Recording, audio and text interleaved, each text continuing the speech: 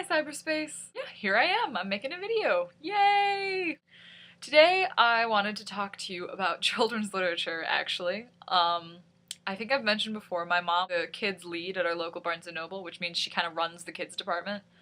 And she has to read all these kids books for her job so that she knows what's going on in the department.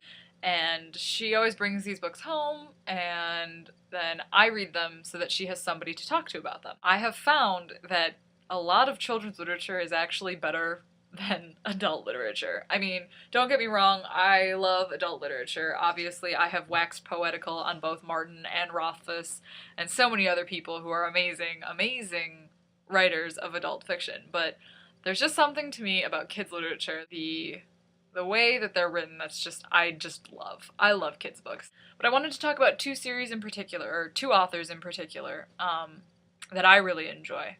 They probably have two of my favorite series. The first one you've probably heard of because Percy Jackson is kind of a big thing. Rick Riordan's Percy Jackson and the Olympians series is one of my personal favorites. I love the way that he takes Greek mythology and kind of fuses it with like modern times and he brings Greek mythology forward, he makes it relevant.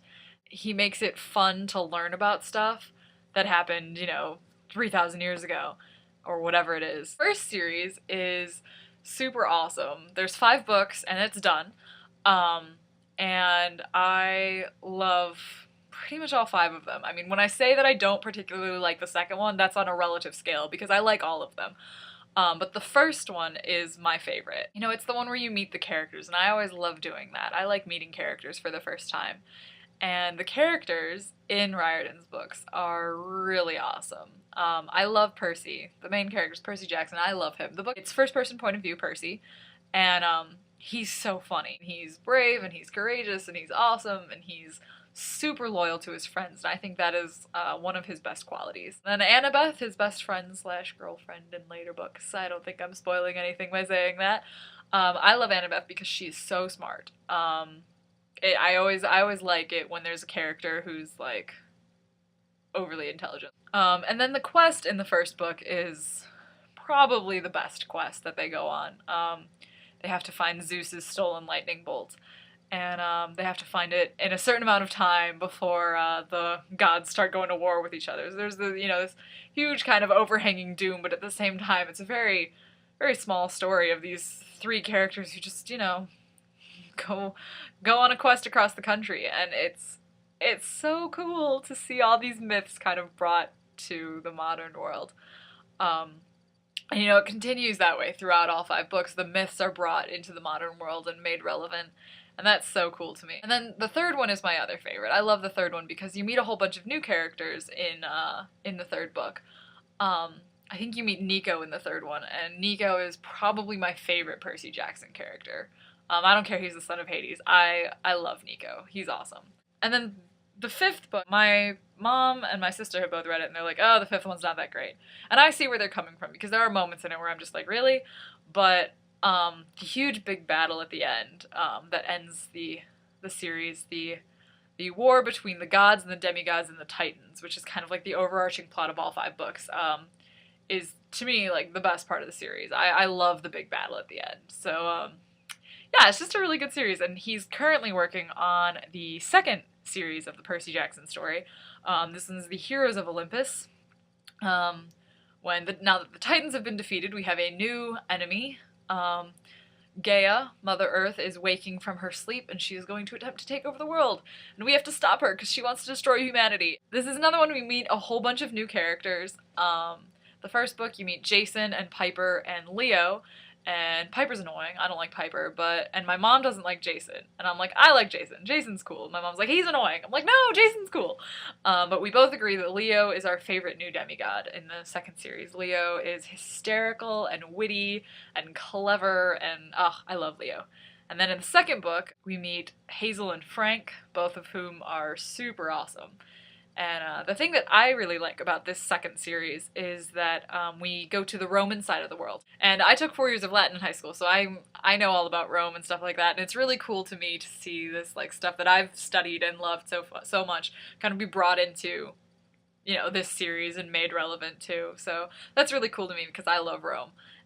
But as much as I love Rome, I would have to go with Camp Half-Blood, not Camp Jupiter. Sorry. Rick Riordan is an amazing writer. The books are really witty and really funny, and at the same time, they have moments of really serious kind of, you know, questing and stuff, and it's a really fun series, and you should definitely take a look at it. The second series I wanted to kind of briefly touch on is the Ranger's Apprentice series by John Flanagan. Honestly, this is probably my favorite children's series ever, because I don't count Harry Potter as a children's series, so Ranger's Apprentice has to be my favorite children's series. 10 books in the series, and then this one, short stories to kind of fill in the spaces that weren't quite as flushed out in the actual story. So it's really cool kind of like to see the behind the scenes stuff that goes on in this book. But the first 10 books are breathtaking. I really, really love them. And I think what kind of does it for me is the characters, because the characters in this entire series are just so, so cool. I don't think there's a single character in the entire series that I don't like. He's the main character, Will Treaty. He's kind of short and wiry and kind of useless according to other people. And Halt, this kind of stern, gray-bearded old ranger who's kind of, everyone's kind of like nervous of him, takes Will under his wing and teaches him the ways of the ranger. I think rangers are pretty much the coolest thing ever. They're like scouts and spies, and but they do fight, and they're just so cool. The plot is super cooler than what I just said.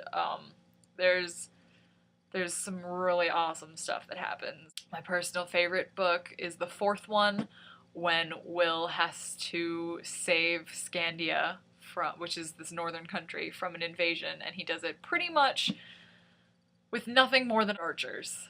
And it's really cool to see how that develops. I love the fourth book. And then the fifth and the sixth one are, they're my mom's favorite, and they're my favorite, like, pair. Will and Horace, his best friend, have to, they lay siege to a castle with 30 Skandian warriors, and it's pretty much the best thing ever. Yeah, the fifth and the sixth one are probably the best out of the whole series. There's just awesome characters.